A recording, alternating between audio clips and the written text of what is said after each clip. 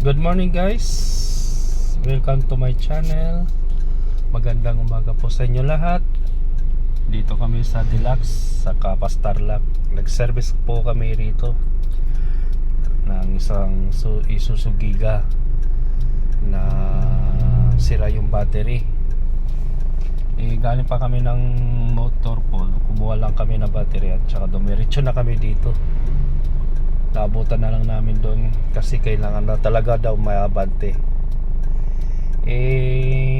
Pagkapalit namin ng battery, sakto naman, umandar naman siya. Kaya may biyahe sila ng ngayon.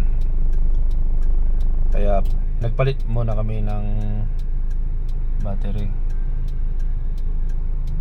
Pauwi ngayon, natapos na rin yung pagpapalit namin ng battery sa truck.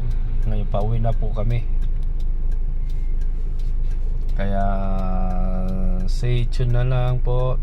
Maraming salamat. Ingat po kayo. Bye bye.